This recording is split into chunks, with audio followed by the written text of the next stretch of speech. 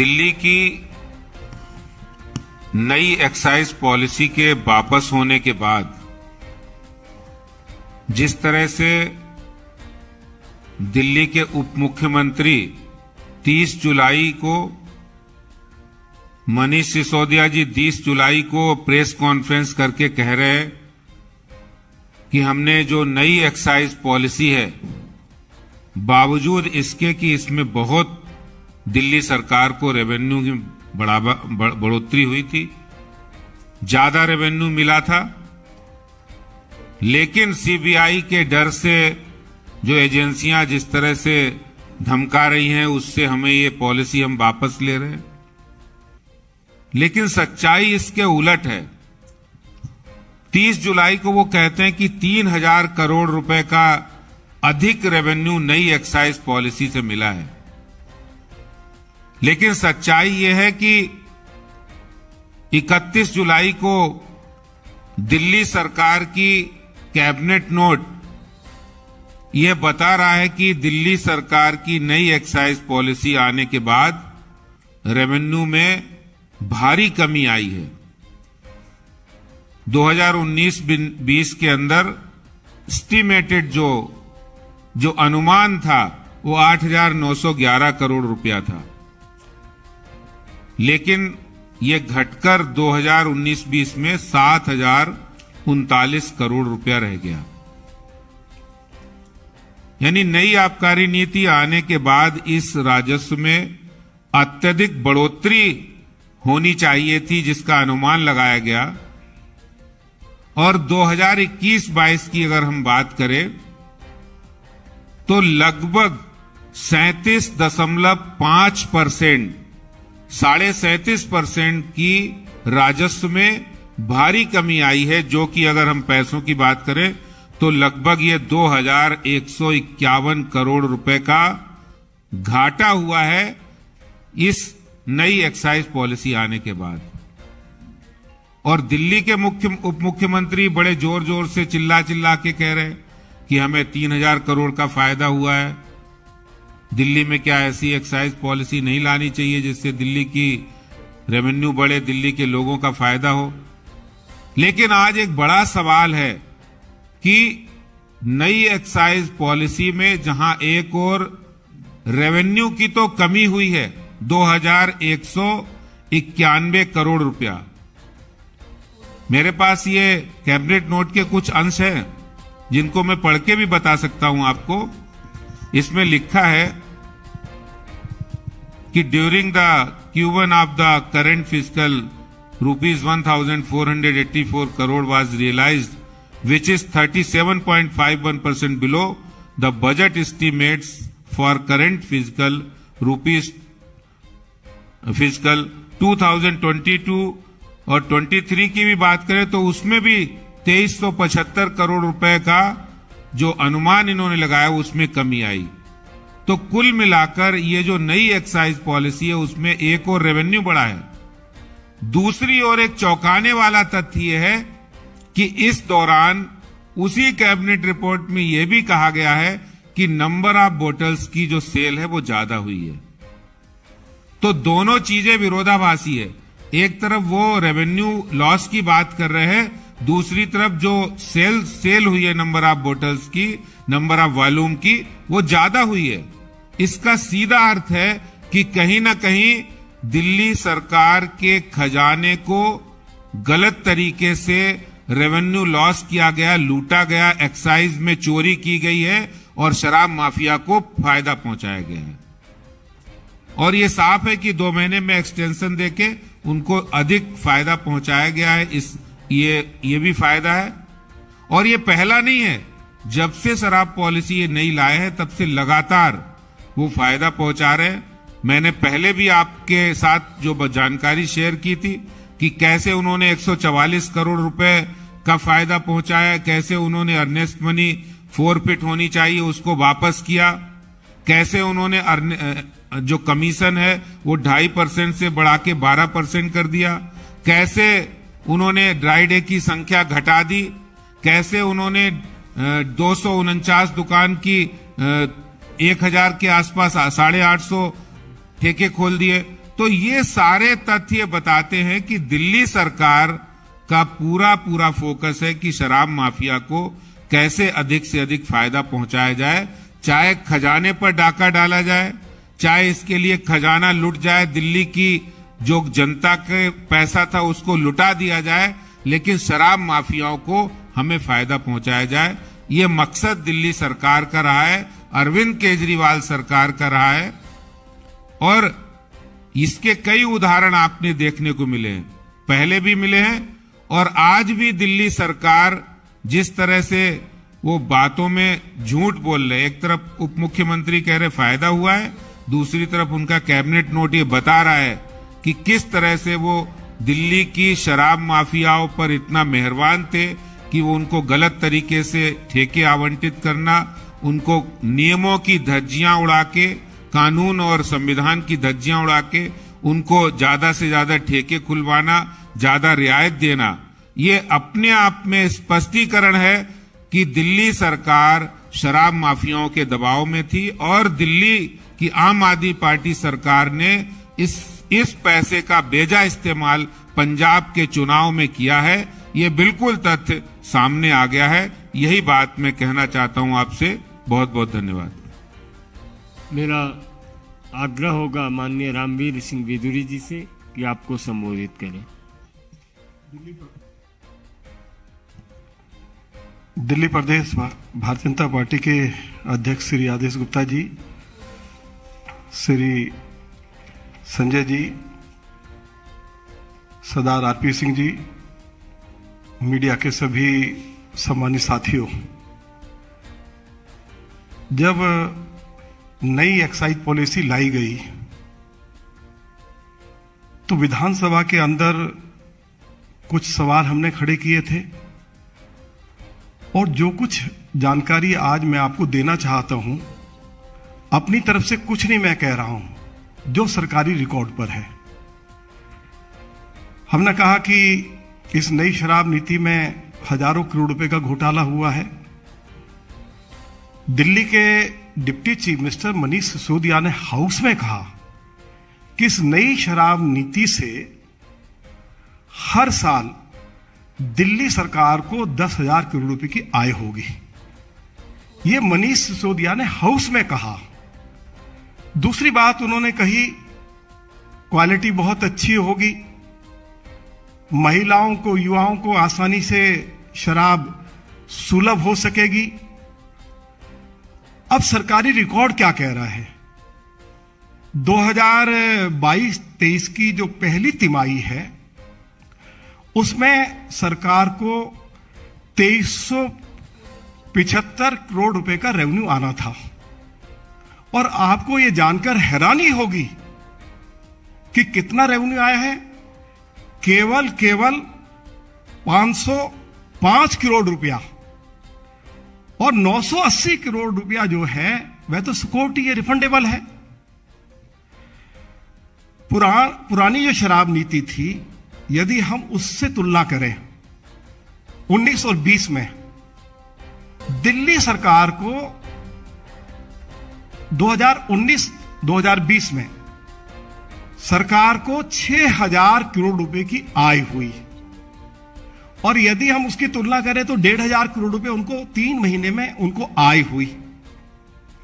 अब वो घटकर कितनी हो गई है, तो वो सारी जानकारी मैंने आपको दी है। विस्की की जो सेल हुई है इन पिछले 3 महीनों में, वह बढ़कर 59% 46% हो गई है। और वाइन की सेल जो है वो 87% 25% उसमें बढ़ोतरी हो गई है। विस्की और वाइन की बिक्री में तो बढ़ोतरी हुई है, लेकिन रेवेन्यू कम आया है 2019-2020 के बनिस्बत, जब पुरानी शराब नीति दिल्ली में एग्जिस्ट कर रही थी। मैं आज पूछना चाहता हूं मनीष सिसोदिया को, उनको जवाब देना पड़ेगा। विस्की पर हम 300% से लेके 30% तक एक्साइज ड्यूटी वसूलते हैं, वाइन पर 65% और बियर पर 150%। ये जो शराब आपने एक बोतल के साथ एक बोतल फ्री दी है, अरविंद केजरीवाल और दिल्ली के डिप्टी चीफ मिनिस्टर ये बताएं कि ये एक्साइज ड्यूटी कहां गई? क्या आपने एक्साइज ड्यूटी वसूल की है? यदि की है तो उसकी जानकारी दें। यदि एक्साइज ड्यूटी की चोरी हुई है तो उसके लिए कौन जिम्मेवार है, यह भी हमारा सवाल है। दिल्ली विधानसभा के अंदर मैंने यह सवाल उठाया था जब डिप्टी चीफ मिनिस्टर ने यह कहा था कि हम दिल्ली में हर नगर निगम वार्ड में 3 शराब के ठेके खोलेंगे और दिल्ली के अंदर 272 नगर निगम वार्ड्स हैं। तो हमने कहा कि आप सभी वार्ड्स में शराब के ठेके नहीं खोल सकते हैं क्योंकि हर वार्ड में कमर्शियल रोड्स नहीं है। दिल्ली के डिप्टी चीफ मिनिस्टर ने हाउस में स्वीकार किया कि दिल्ली में 100 नगर निगम वार्ड्स ऐसे हैं जहां शराब के ठेके नहीं खोले जा सकते। जब नहीं खोले जा सकते हैं और डिप्टी चीफ मिनिस्टर ने हाउस में इस बात को स्वीकार किया है, तो फिर इन्होंने शराब के ठेकेदारों से मोटी मोटी रकमें लेकर जहां शराब के ठेके नहीं खोले जा सकते थे, मास्टर प्लान का वोलेशन करके नॉन कंफर्मिंग एरिया में, रेजिडेंशियल एरिया में या जो मिक्स लैंड यूज की सड़कें थी उन पर शराब के ठेके क्यों खोले गए, इसके लिए जिम्मेवारी तय होनी चाहिए। हम सीबीआई से भी मांग करना चाहते हैं कि इसकी जांच होनी चाहिए। केवल ये यहीं तक नहीं रुके, शराब के ठेकेदारों ने इनको कहा कि यदि शराब की क्वालिटी ठीक नहीं है, कोई शिकायत करता है तो उसकी जांच दिल्ली सरकार नहीं करेगी। शराब के ठेकेदारों ने दिल्ली सरकार को कहा कि इसका अधिकार हमको दो। तो दिल्ली सरकार ने फैसला लिया कि यदि कोई व्यक्ति ये शिकायत करेगा कि शराब की क्वालिटी ठीक नहीं है तो उसकी टेस्टिंग दिल्ली सरकार नहीं करेगी, बल्कि शराब के ठेकेदार की जो लैब होगी उसमें टेस्टिंग करके बताया जाएगा कि क्वालिटी ठीक है या नहीं है। यह फायदा भी उनको पहुंचाया गया। तीसरी बात जो है, हम बार बार कह चुके हैं, उन्होंने कहा कि साहब दिल्ली में 21 ड्राई डेज है, इनकी संख्या घटाकर 3 कर दी जाए। तो सरकार ने उनकी यह मांग भी स्वीकार की। इसके साथ साथ उन्होंने कहा कि दिल्ली में अभी रात 11 बजे तक शराब जो है सर्व की जा सकती है, इसका समय प्रातः 3 बजे तक किया जाए। सरकार ने यह मांग भी स्वीकार की। इसके साथ साथ एक बड़ा जो खेल हुआ, दिल्ली में बहुत सारे बार मालिक हैं, चाहे वो 5 स्टार होटल्स हैं, चाहे रेस्टोरेंट होटल्स में बार्स हैं, चाहे बैंक्वेट हॉल्स में बार्स हैं, चाहे जो क्लब्स हैं उनमें जो बार्स हैं। पहले ये लोग कहीं से भी शराब खरीद सकते थे जिनके पास लाइसेंस है। जो लोग बाहर से इंपोर्ट करते हैं उनसे ये लोग खरीद सकते थे। तो शराब माफियाओं ने सरकार को कहा कि ये सभी बार मालिक अब किसी किसी के पास लाइसेंस है इंपोर्ट करने का, उनसे नहीं खरीदेंगे, हमारे ही शराब के ठेके से इनको शराब खरीदनी पड़ेगी। और उन लोगों को उनकी पसंद का ब्रांड भी नहीं मिलता था और मनमानी कीमत उनसे वसूली जाती थी। ये एक और पाप अरविंद केजरीवाल की सरकार ने किया कि दिल्ली में यदि बार मालिक चाहते हमें इस फला ब्रांड की शराब चाहिए और वो अगर उनके पास नहीं है तो वो सस्ती ब्रांड की शराब महंगे पैसे में उनको उपलब्ध करा रहे थे। उनकी पसंद की शराब नहीं उपलब्ध कराई जा रही थी।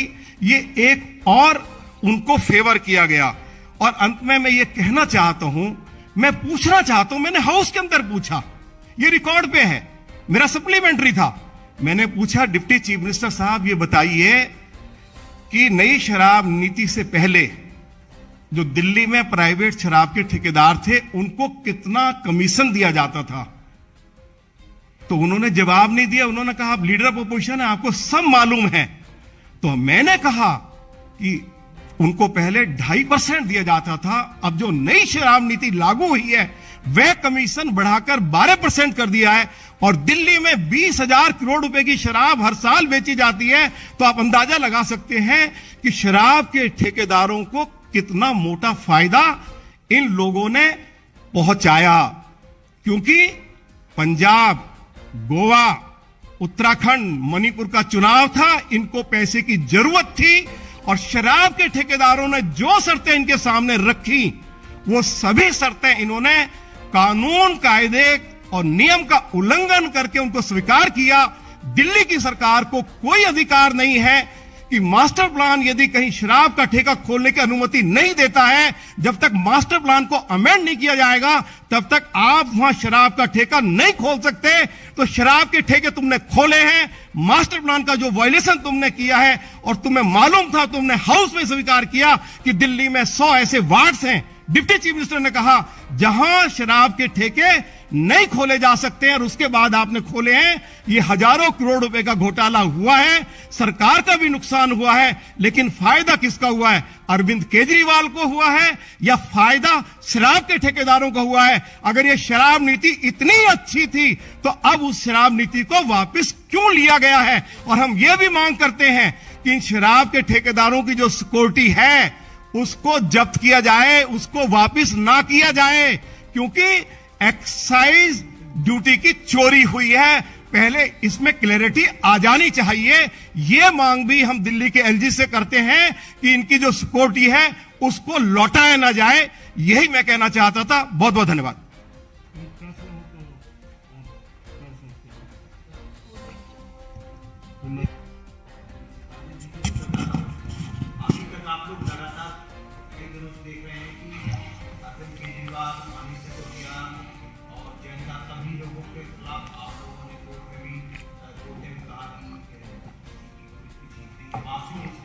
अभी तक किसी को नहीं हटा है।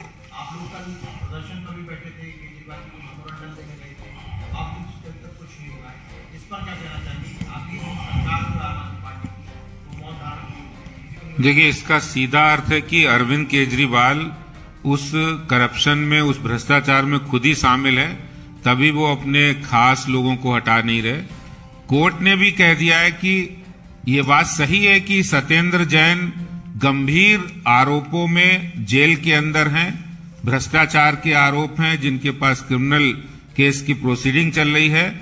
संविधान और नैतिकता भी इस बात का तकाजा करती है कि ये जिम्मेदारी मुख्यमंत्री की है कि मुख्यमंत्री कैसे एक मंत्री को जो कि एक भ्रष्टाचार के आरोप में बंद है, वो कैसे मंत्रिमंडल में है, ये मुख्यमंत्री की जिम्मेदारी है।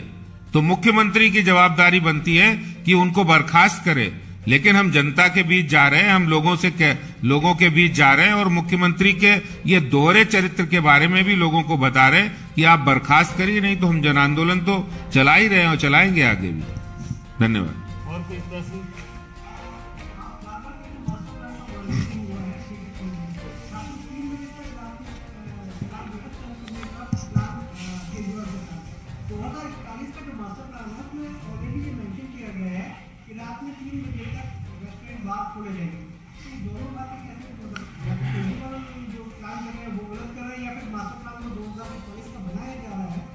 देखिए, पहली बात तो यह है कि 2041 का मास्टर प्लान अभी बनकर तैयार नहीं हुआ है और ना ही उसकी घोषणा हुई है। और 2021 का जो मास्टर प्लान है वह जो नॉन कन्फर्मिंग एरियाज हैं या जो मिक्स लैंड यूज की सड़कें हैं उन पर शराब के ठेके खोलने की अनुमति नहीं देता है। तो अभी 2041 का जब मास्टर प्लान इंप्लीमेंट ही नहीं हुआ है तो समय की बात कहां से आ जाती है? अभी तो 2021 का है और दिल्ली पुलिस ने उसके ऊपर अपना ऐतराज भी दर्ज कराया है।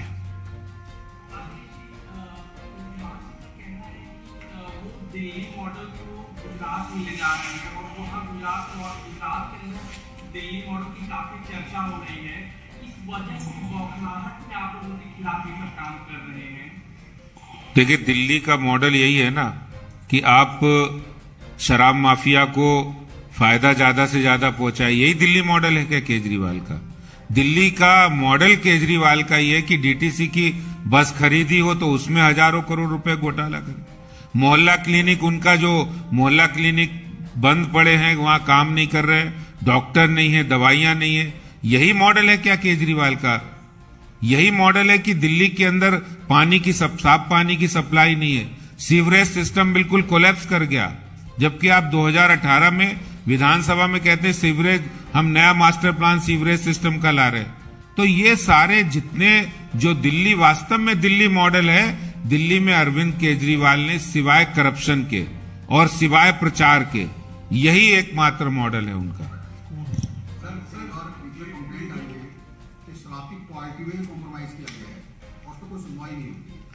तो अभी विधुड़ी जी ने साफ कहा, जब उन्होंने नई शराब पॉलिसी में उनके शराब माफियाओं के सामने घुटने टेक दिए, बोले जैसा तुम कहोगे वैसा हम कर देंगे।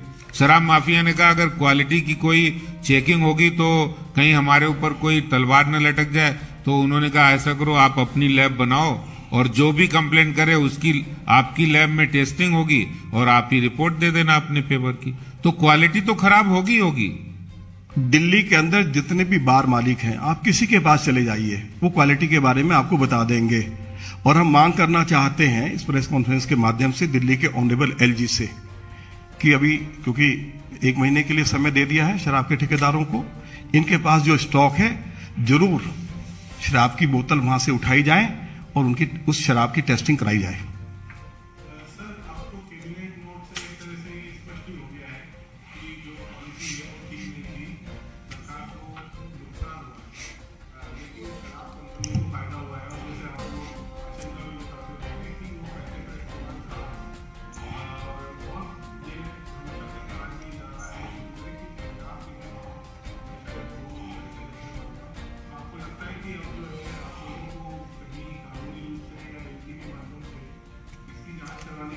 पैसा का क्या हुआ, उसका कहाँ पे वो साइकिल हुआ।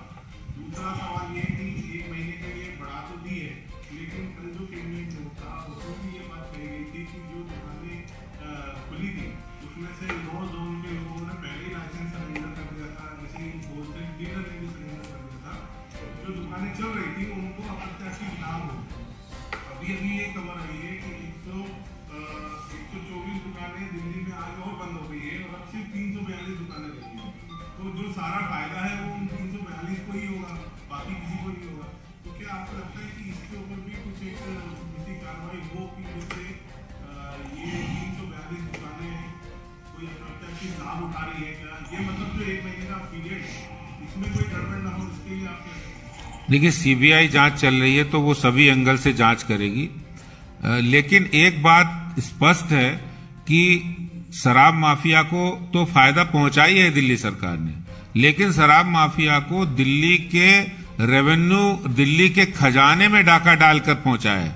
ये बात भी स्पष्ट है कि ऐसा नहीं, उन्होंने दिल्ली के रेवेन्यू में लॉस भी हुआ है और जो प्रत्याशित बढ़ोतरी होनी चाहिए थी, संभावना थी, उसमें भी डकैती डाली है और उसमें शामिल दोनों लोग हैं, दिल्ली सरकार भी है, शराब माफिया भी है। तो जो जांच होगी उसमें सारी चीजें सामने आएंगी। और जहां तक ये 1 महीने की बढ़ोतरी हुई है, मुझे लगता है कि ये भी एक तरह से, पहले वो घोषणा करते हैं कि 31 तारीख के बाद 1 तारीख से पुरानी दुकानें, पुरानी पॉलिसी लागू हो जाएगी, लेकिन वो 1 महीने उनको समय देकर शराब माफिया को, और जो उन्होंने कर्जा ले रखा है आम आदमी पार्टी ने, वो चुकता करने के लिए ऐसा किया है। नहीं तो चाहते तो वो 1 तारीख से ये लागू हो सकता था।